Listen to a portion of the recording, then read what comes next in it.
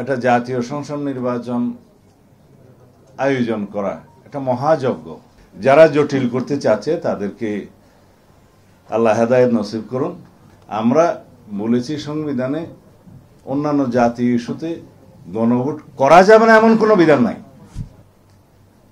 এখানে ফলাফলে কি আগে হলেও একটা সুবিধা আছে যে একই আয়োজন, একই অর্থ ব্যয় এবং একই লজিস্টিক, একবার ভোট সেন্টারে যাওয়া, তাতে এই সুবিধা পাওয়া যাবে। অসুবিধার মধ্যে হচ্ছে আরেকটা জাতীয় সংসদ নির্বাচনের মতো বিশাল আয়োজন করে শুধুমাত্র গণভোটের জন্য দেশকে প্রস্তুত হতে হবে, সেটা হচ্ছে অসুবিধা। কিন্তু ফলাফলে কি যে এই গণভোট হবে একই দিনে, সে গণভোটটা করলে সুবিধা এবং অসুবিধা কি?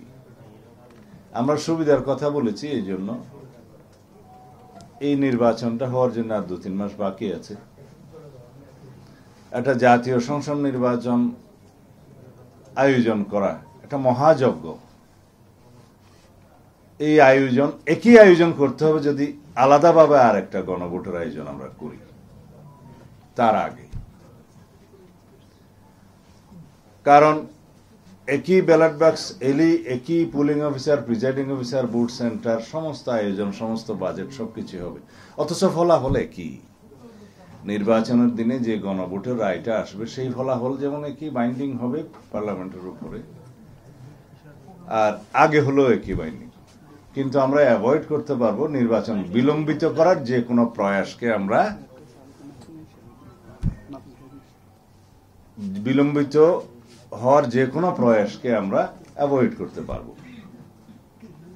তা এখন লক্ষ্য করছি কেউ কেউ, আমি কোনো দলের নাম নেব না, এটা তো অন এয়ারে যায়, সবাই দেখে, এখনো আবার সেই আগের জায়গায় আগে গণভোট হতে হবে, কনস্টিটিউশন অর্ডার করতে হবে। এগুলো আমাদের মনে হয় পরিহার করা উচিত। এগুলোই হচ্ছে মূল চ্যালেঞ্জ। নির্বাচনটা চ্যালেঞ্জ না। যারা নির্বাচন বিলম্বিত করতে চায় বিভিন্ন কায়দা কানুনের মধ্য দিয়ে, সেটাই হচ্ছে চ্যালেঞ্জ। অথবা বিভিন্ন ইস্যু সৃষ্টি করে আলোচনায় এবং রাস্তায় একই ইস্যুতে আন্দোলন করে যারা একটা বিভ্রান্তি সৃষ্টি করতে চায় জাতির মধ্যে, সেগুলোই হচ্ছে চ্যালেঞ্জ। মূল চ্যালেঞ্জ এটা না। যারা পিআর করে জনগণকে বা বাংলাদেশকে একটা অস্থিতিশীল সরকার ব্যবস্থার দিকে নিয়ে যেতে চাই, সেগুলোই হচ্ছে চ্যালেঞ্জ। এটা চ্যালেঞ্জ না। তা আমরা বলেছি এই গণভোট আয়োজনের জন্য যে আইনি বিধানগুলো করা দরকার, সেগুলো কনস্টিটিউশনকে স্পর্শ করবে না। কারণ সংবিধান পরিবর্তন হলে, সংশোধন হলে, যে সমস্ত আর্টিকেলগুলো পরিবর্তন হলে গণভোটের বাধ্যবাধকতা আছে, সেগুলো নির্ধারিত আছে আর্টিকেল 142-তে। কিন্তু সেই সংশোধনীটা যখন হবে তখন তার পরবর্তী বিষয় চূড়ান্ত অনুমোদনের জন্য রাষ্ট্রপতির স্বাক্ষরের আগে যেতে হবে গণভোটে। সেই জায়গাতে আমরা এখন আসি নাই।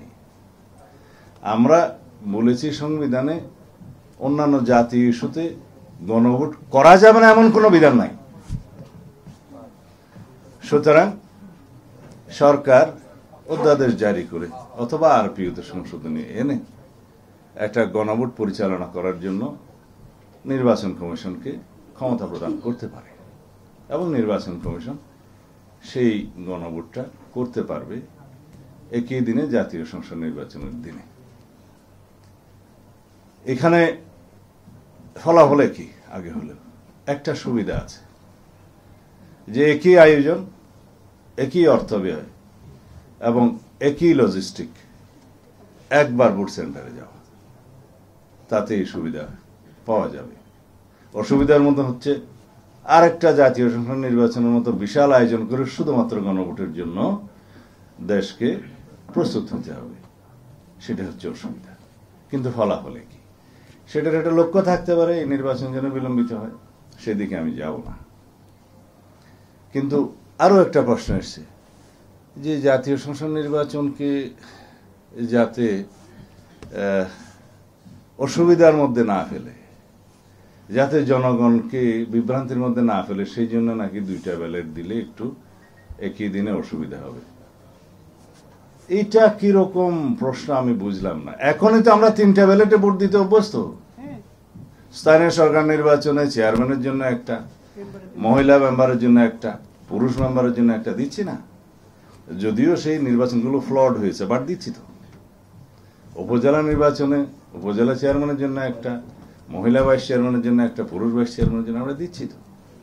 সিটি কর্পোরেশন মেয়রও এরকম 2-3টা ব্যালট থাকে। তো সুতরাং আমাদের জনগণ অভ্যস্ত। গণভোটের জন্য যে ব্যালটটা হবে সেই ব্যালটে আমাদের সাধারণ জনগণের বোঝার জন্য নির্বাচন কমিশন প্রচারণা দিতে পারে। এই যে লাল চিহ্নের মধ্যে টিক দিলে না, গ্রিন চিহ্নের মধ্যে টিক দিলে হ্যাঁ, এরকমও হতে পারে। খুব সিম্পল করা যায়। আর গণভোটের প্রশ্ন তো জনগণের সামনে উন্মুক্তই থাকবে। এই যে জুলাই জাতীয় সনদ যেভাবে স্বাক্ষরিত হয়েছে, অঙ্গীকারাবদ্ধ হয়েছে, তার পক্ষে আছেন কি নাই, হ্যাঁ অথবা না বলে। তা আমরা সিম্পলের দিকে যাব, এটাই হচ্ছে আমাদের জন্য চ্যালেঞ্জ। যারা জটিল করতে চাচ্ছে তাদেরকে আল্লাহ হেদায়েত নসিব করুন।